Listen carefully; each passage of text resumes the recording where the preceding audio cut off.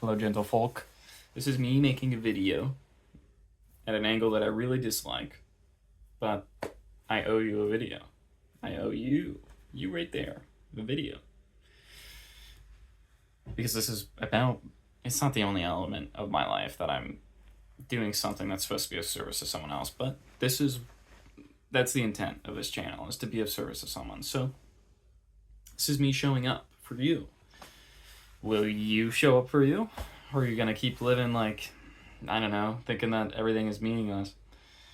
I just encounter that like with people, and that's a double-edged sword. Or there's two ways to view that, and I would call it double-edged sword. There's two ways to view that. Like if everything's meaningless, then what's the point? Now it's just I'm in samsara and I'm just suffering for no point.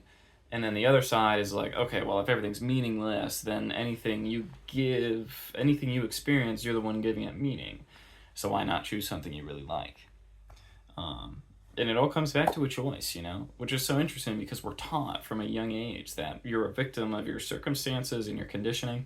And I'm not saying that those things aren't very real. Those are the experiences of the circumstances you grew up in, and the experience of feeling conditioning is real.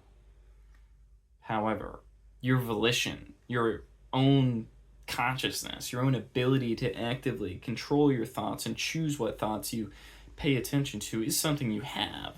But if you have a belief system that says you can have something outside of yourself control you, then you don't have that volition and you don't have the choice. It feels like you don't have the choice. You do have the choice, but you just don't believe you do. As a guy who was chronically anxious and couldn't even go out into public, and now my job is going out into public and being in places where everyone's like, who is this guy? What is he doing here?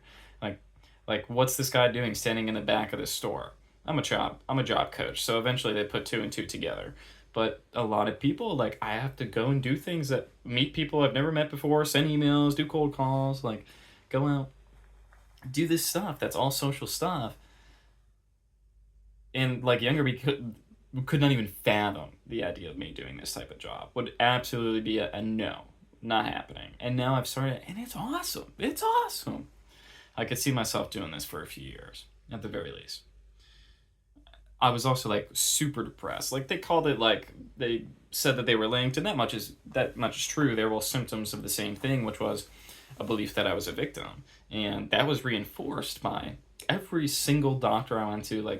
I'm not flaming the doctors; they're just doing their job. They were educated in this way, and that way is one system that is correct. But there are many other systems that you can view that aren't necessarily so empirical, that are just as legitimate.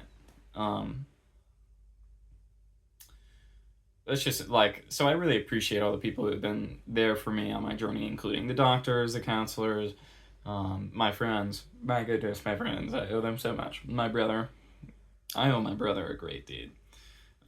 My sister so much, my other siblings so much, my other brother so much, my folks a ton. And I think it's so interesting because that's once you get to that point where you realize you have the choice to choose to think in a different way, you'll start to realize the way I've been thinking doesn't feel good.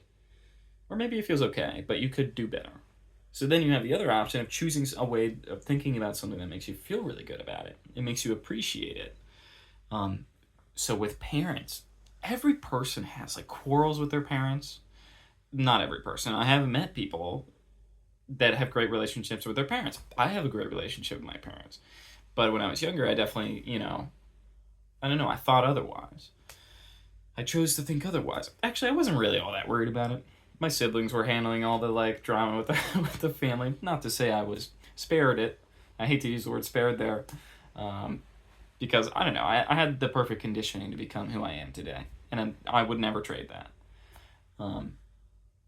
But with parents, if you think your parent is the thing that is making your life hell, I'm so sorry, but you are. Your belief about how a parent should act and how you should be treated, you've put conditions on how they're going to act and how you're going to be treated and how you're going to feel about it. You're not allowed to feel bad about the relationship you have, except that's already what you're doing, and that's why it feels bad, is because your current view of your relationship with your folks and your expectations that you put on yourself and on them are not reflective of what is easy for you. That's why it feels bad. That's why it feels bad, because you're told it's supposed to be this way and it is this other way. And even if your parents or society gave you the definitions that you're working with, choose a different definition. But if you think you're a victim, you will never be able to escape that. Well, I'm that's me functioning from your point of view. You are absolutely able to get out at any time, but you have to believe it. And if you need to keep going down this path of self-pity and suffering, and it's not even a bad thing. If you're experiencing those experiences, I'm not telling you don't experience them. I'm telling you, engage with them. Let it teach you what it wants to teach you. And let that experience be the meaning of life at this point for you, is to have this experience so that you're experiencing all the stuff you don't like. So in the future, you can have the exact opposite experience. And also, when you interact with people, you know what you aren't. You know what you are through what you are not. Anyway, I love you. I am okay with you continuing down suffering until the day you decide, I can't do this anymore. And then you throw out some energy to the universe. You're like, please, someone out there. Because that's what I did. I just reached a point of misery. I had to hit rock bottom. I had to hit the end of the road of victimization, where I was like, yeah, I'm a victim and there's nothing I can do and it's all meaningless. And if anyone out there, if any power that be can show me that something is of meaning, I would love that, because right now I'm going to throw in the towel. I wasn't going to like do anything crazy, but I was going to give like my own intuition, totally just let it go, because like, what was the point? Everything was meaningless.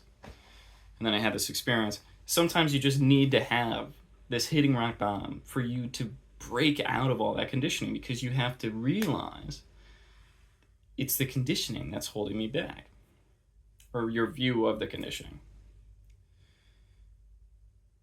Anything else? Besides the most important part of the video, I love you, and take care.